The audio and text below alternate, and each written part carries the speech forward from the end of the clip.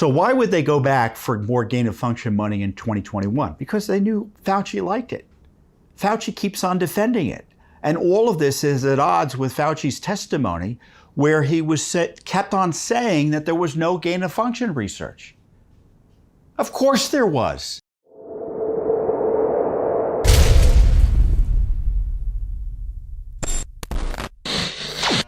Now, Judicial Watch is also the national leader in trying to figure out the truth behind the scandals around COVID-19, whether it be the origin of the underlying virus, the vaccine controversies, and the government's handling of issues related to the vaccine. Judicial Watch has been second to none in filing Freedom of Information Act requests and getting access to documents through those requests and lawsuits, because Fauci and his people don't want to give us the information, so we have to sue their agencies in federal court. So pretty much everything you know about the Wuhan Institute and Fauci and what he's been up to is thanks to Judicial Watch. Let's be clear, it's thanks to Judicial Watch. Now, did we uncover everything? No. But pretty much everything that you think you know about what was Fauci, how much money did they give the Wuhan Institute, we got that out. How much money was Fauci getting paid? What was his job title and description? Oh, we got that out. Oh, what were the concerns about the vaccine? Were there any issues with the way it was being tested? And what did the studies show about things that people should be concerned about related to the vaccine? Oh, we got that out through Freedom of Information Act requests. And I encourage you to go to our website and look at them. The various documents we've gotten, because there are thousands of documents that we're talking about here. And I'll go through some of the background on what we've been able to get out a little bit later. But most recently, we were able to get out information as a result, as I said, of Freedom of Information Act lawsuit. So this was not voluntarily disgorged to Judicial Watch. We had to fight for it. It took over 2 years to get this information. And it turns out, according to new documents given to us by the National Institutes of Health, the infamous Fauci agency grant that benefited in part the Wuhan Institute was the subject of an FBI inquiry. Now, you may recall that Fauci and his ilk were saying, oh, there's nothing to worry about. There was no gain-of-function research. Why would anyone be worried about this grant? Well, the FBI was worried about the grant because the documents show back in March of 2020, they had an inquiry about the grant. Other documents show that the Fauci's agency was very much concerned about gain-of-function research at the Wuhan Institute and for the grant, the larger grant generally, as far back as 2016. Now, what is gain-of-function research? Essentially, it's taking a virus or a biologic some way of some sort and making it more virulent, making it more likely by genetic or other manipulation to be dangerous to human beings, or infectious for whatever other purpose that the researcher thinks it's useful. Now, the thinking is, if we know what the virus can do, if it's made more infectious, we'll be able to protect ourselves against it. Well, A, that's dubious logic, but B, it's also quite dangerous, because if the virus is made more infectious and gets out, do I need to tell you how dangerous that is? And of course, that's the concern about what was going on at the Wuhan Institute. They were engaged in gain-of-function research related to the bat coronavirus. That's not in dispute, because Judicial Watch got the document showing it was gain-of-function research that was going on. It's been confirmed by Judicial Watch FOIA requests. And the thinking is, was this COVID-19 a man-made virus? Now, has it been conclusively proven it's a man-made virus? No, there's a big debate in the health community about it. But it used to be that if I said this a year ago, I would have been knocked off of YouTube, because they were interested in covering this up to help Fauci, to help China, and to make life miserable for Trump back in 2020. The censorship was so evil and corrupt in that regard. Now I guess I'm allowed to talk about it. So not only was this a FBI inquiry, but it shows back, as I said, back in 2016, they knew that there was a gain of function issue with this EcoHealth Alliance, which was the nonprofit organization that was getting this funding and then dispersing it to the Wuhan Institute and other places in China and abroad. The documents also show that the EcoHealth people didn't want documents turned over under FOIA, and they were saying, because of January 6th. How do you like that? Using the controversy of January 6th as a reason to withhold information about what government money was being used for in terms of creating potentially dangerous viruses? Geez Louise. Now, you probably haven't heard about this yet, have you? Right? You're hearing about it for the first time, unless you saw our press release about it. Ask yourself why you haven't heard about it. Don't you think it's big news that the FBI was investigating Fauci? Well, not him directly, but his grant.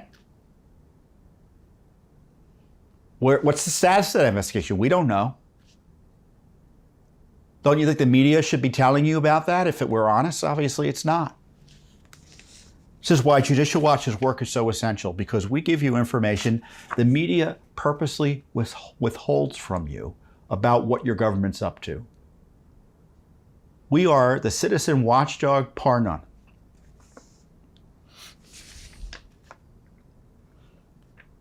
This is the big email. Maybe we can put it on the screen. So you can see it's heavily redacted. Most of it is just blacked out. The email was dated May of 2020, and its subject line is Grant Questions, FBI Inquiry. And Ashley Sanders, a senior investigative officer with the NIH Division of Program Integrity within the NIH's Office of Management Assessment, emails an agent in the FBI's Newark field office to inform him that in preparation for our call on Tuesday, we've provided responses, and I've taken out a few names there to make it more sensible to you, have provided responses to your initial questions below. Guess what? They didn't give us the responses to the questions. So you have the Biden administration, and particularly Fauci's agency, the NIH. His agency is a sub-agency of the NIH, National Institute for Allergy and Infectious Diseases, I think is the official title. Also copied on the email was someone in the office of director for NIH, Francis Collins at the time. So they're hiding from us the nature of the FBI inquiry, citing deliberative process privilege. Now, deliberative process privilege, that's purely discretionary. It's not like secret information. They don't want to share this information because it might harm the deliberative process of the government. And we've known before in this litigation, because this litigation has been going on for some time, that the government has because the government has told us that one of the reasons it takes forever and a day for us to get these documents is, as I said, we began asking questions about what was going on with the Wuhan Institute and funding for it back in April of 2020. What's today? Where are we? In the middle of July? So we got these documents a few weeks ago.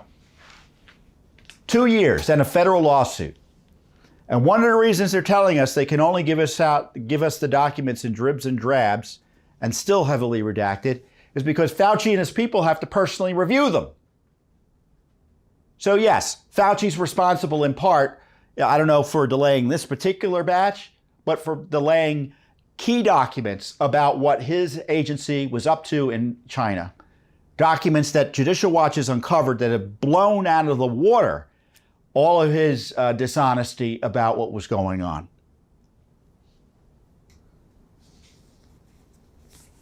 And we know from the grant numbers referenced in the FBI inquiry email that they were specifically looking at the mother of all grants in terms of COVID-19, understanding the risk of bat coronavirus emergence. That was the grant they were all nervous about as funding gain-of-function research in China and perhaps causing COVID-19. They were worried about it. They pretended they weren't, and we've talked about it before, and you've probably seen it elsewhere. I know Rand Paul's been talking about it, but they were pretending they weren't and telling the public that, oh, no, don't worry about it. They were very worried about it behind the scenes, the documents show. The records reveal several indications, as I said, of gain-of-function research, as well as failures to comply with reporting regulations, including a May 9th, 2016 email marked high importance, in which an NIH official notes Peter Daszak, and he's the top official at EcoHealth, his failure to file a progress report on this bat coronavirus research. This is the second communication from NIAID, Fauci's agency, requesting that you file a progress report for the above referenced grant that was due no later than April 15th. So this is almost a month later. Please submit the delinquent report by May 12th. Please be advised that continued late submission of your non-competing grant progress report and any subsequently requested documentation will result in a reduction of time and or funds for this grant. Non-compete. So that means this was a special grant. Sometimes grants are competitive in the sense that you've got more than one applicant seeking the one pot of money. Well, this was a special grant only for EcoHealth, according to this email. And they weren't even complying with the basic rules because back in 2014, gain-of-function research was, because of the issues I've raised, because it's so darn dangerous, it was severely limited. Severely limited.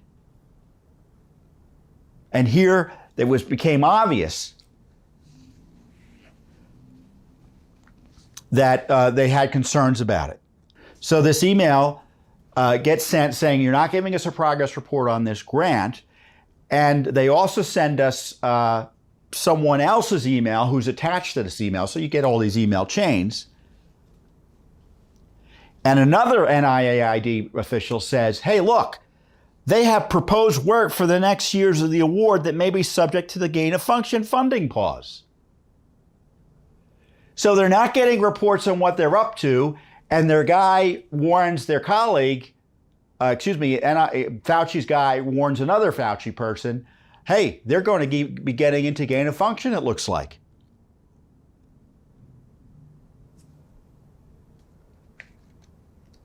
And then they get an admission from EcoHealth that says, we received a warning that one of the publications listed from the past year is non-compliant. Well, what was it non-compliant with? Gain of function? That's what it suggests based on the email traffic. And then later in the month, we have additional confirmation. And this is 4 years before we find out about COVID. In a letter dated May 28, 2016, from NIH official Jenny Greer to NIH program manager Eric Stemme, who had been involved, who already knew about this gain-of-function scheme that was coming up. The officials advised this EcoHealth chief of staff person who has said, yeah, we had a problem, that the NIH grant for the Wuhan bat project may include gain-of-function research that is subject to the U.S. government funding pause issued on October 17, 2014. They added that this pause was based on the following line in the grant application. So they told them they were doing gain-of-function research. And the line was aim 3, testing predictions of COVID interspecies transmission. So this is Fauci's agency looking at this grant application and recognizing that gain-of-function research was taking place or was being proposed. And this is also confirmation that Fauci's agency was told that it likely had taken place already, despite the funding prohibition.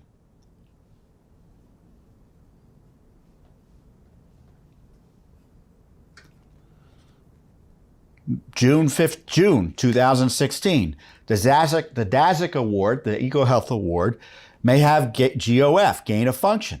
And I've been in touch with the grants management specialist for a while now. So this is percolating years before we find out about COVID, and years before we find separate email traffic, and we hear about these phone calls and such, where they're all nervous about this grant and want the details on it because they recognize that if it was involving gain-of-function research, it was involving the Wuhan Institute, then it could have involved the creation of COVID-19, if indeed COVID-19 turned out to be actually manufactured as opposed to naturally occurring.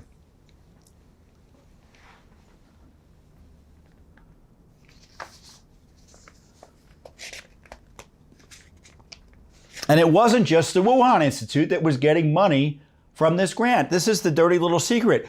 Who knows who else was getting gain-of-function research money? Well, actually we do, because we've got the sub-awardees as a result of this FOIA lawsuit.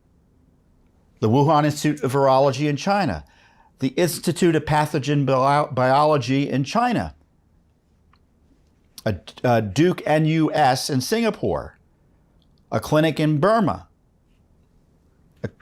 an entity in Cambodia, Indonesia, Malaysia, Thailand, Vietnam, Laos. And East China Normal University, China is listed as a consultant. So all of this involved, according to the documents, gain-of-function type research potentially. And if we've disclosed just in the last month or two, that there was a lot of gain-of-function research illicitly going on here in the United States as well, under what I call the public health deep state, whether it be the Department of Agriculture, the FDA, or NIH.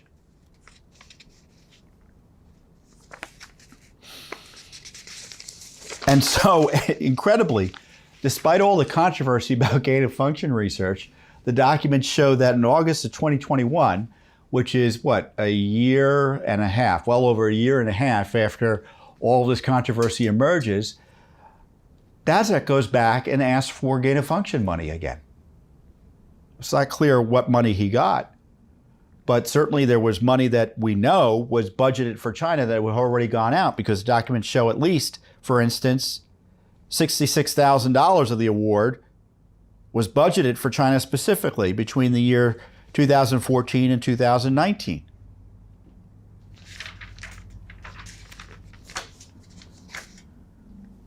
So why would they go back for more gain-of-function money in 2021? Because they knew Fauci liked it. Fauci keeps on defending it. And all of this is at odds with Fauci's testimony, where he kept on saying that there was no gain-of-function research.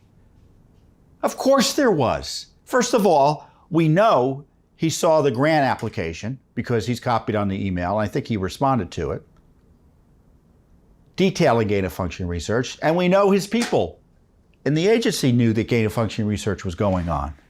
You know, and another outrageous document is that the NIH is just trying to get information on the gain-of-function research from EcoHealth Alliance, which is responsible for it. And DASEC and people at EcoHealth write back saying, oh, well, it's going to be hard for us to get this from the Wuhan Institute because you're not giving us any money anymore. So they're holding hostage to public health to getting more federal money for their dubious research.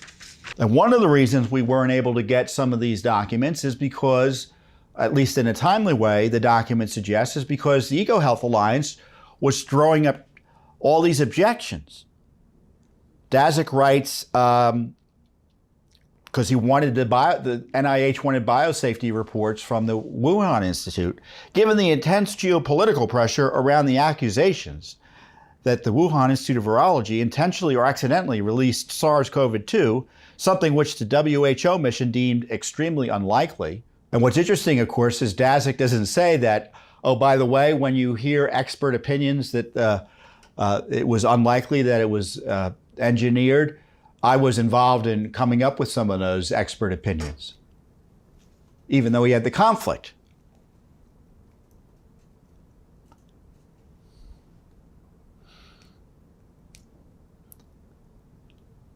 He said obtaining such information from the Wuhan Institute that he funded using our tax dollars is not a plausible option at present.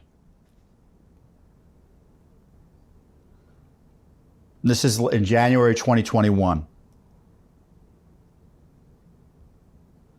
And in responding and processing, because NIH wanted some help from EcoHealth in responding to our FOIA request. And they said that as demonstrated by the recent attack on the U.S. Capitol fueled by disinformation and conspiracy theories, the need to protect the privacy of EcoHealth Alliance employees and affiliates is more important than ever.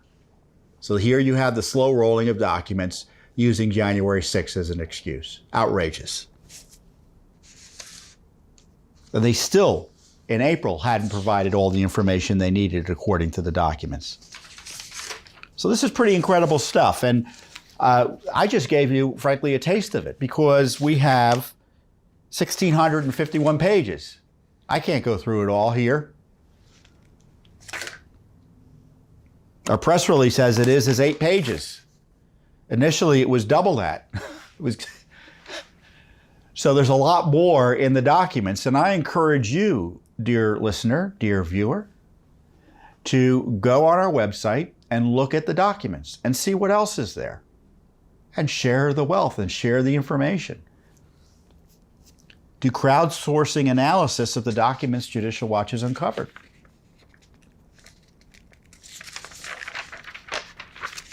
Now, as I said, Judicial Watch has been second to none in trying to get information out. We showed that the funding money given to the Wuhan Institute generally, at least made available for the Wuhan Institute, was $867,000. Judicial Watch got that information out initially, a lot more than had been previously known, but Judicial Watch figured out what was going on thanks to FOIA. They had 9 China-related grants to EcoHealth Alliance. Judicial Watch uncovered that.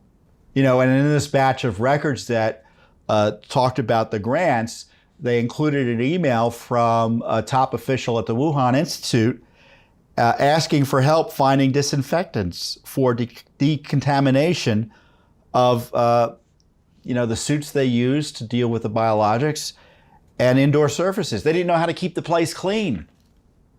What a nightmare.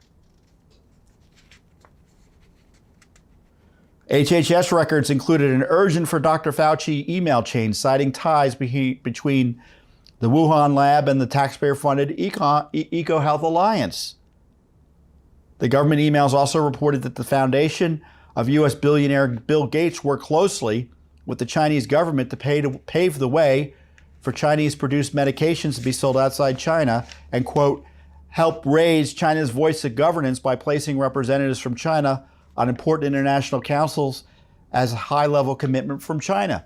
So here we have interesting documents not only about the guilty knowledge, in my view, about the EcoHealth Alliance and Wuhan Institute funding by Fauci, but interesting information showing that the Gates Foundation was essentially, it looks like according to these documents, acting hand in glove with the Chinese government, the Chinese Communist government, to advance the interests of the Chinese Communist government. Incredible stuff. Again, we got the underlying gain-of-function research application, or grant application, that confirmed that they were funding gain-of-function research, despite what Fauci's telling you. And we've got all this stuff on the vaccines that that will shock you as well.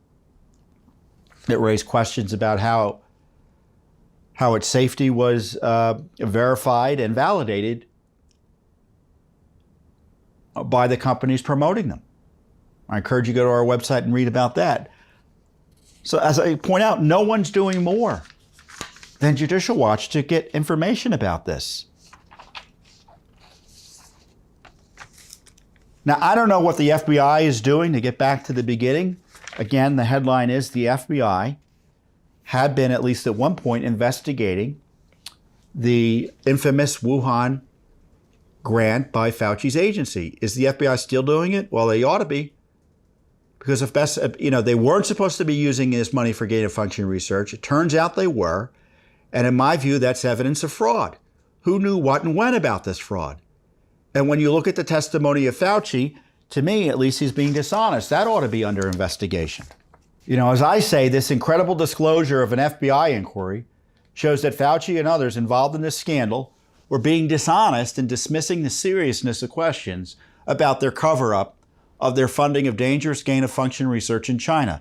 Any FBI inquiry would be appropriate, as these documents extracted by Judicial Watch after years of stonewalling also show that Fauci's agency knew and should have known, going back to 2016, that it funded dangerous and prohibited gain-of-function research in China. Now, I don't trust the FBI, but they're the only agency that's supposed to be investigating crimes at the federal level at this stage of the game. So there's got to be some accountability here. Now, hopefully, as a result of these Judicial Watch disclosures, there'll eventually be more pressure to engage in this accountability.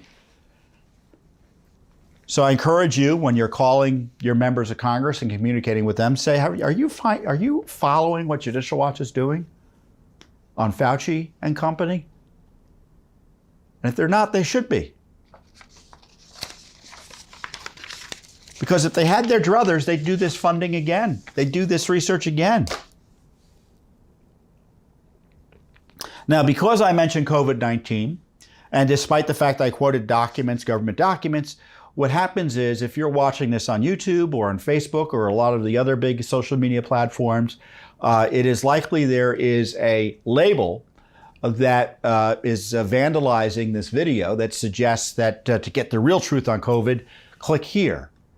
So suggesting that what we're saying is not right and encouraging suppression and kind of scaring people from sharing it. So if you think this information is valuable, I encourage you to share, comment, and like, in any way appropriate, depending on the platform, to get the word out to overcome the suppression of information like this from big tech media, from big tech social media that have become agents of the government in terms of suppressing information about government corruption by groups like Judicial Watch. And again, I encourage you to support Judicial Watch if you think this information is important. I think it's important. COVID's killed millions of people. The left has used it to try to destroy Western civilization, to be blunt. These vaccines are a whole other ball of wax. And so we're going to ask questions about COVID-19, its origins, how things were handled in terms of managing the epidemic and pandemic, and how these vaccines were approved and how are they being pushed. We have a right to as much information as we can get about COVID-19 and the safety and efficacy and other background on these vaccines. And we're going to keep on pushing. And if you think that's important, I encourage you to go to our website at judicialwatch.org, find out more about this information, and support our work. And so, and I don't mean that by just sharing it. I mean that give us a donation. We can't do it without your support. Thanks for watching. Don't forget to hit that subscribe button and like our video down below.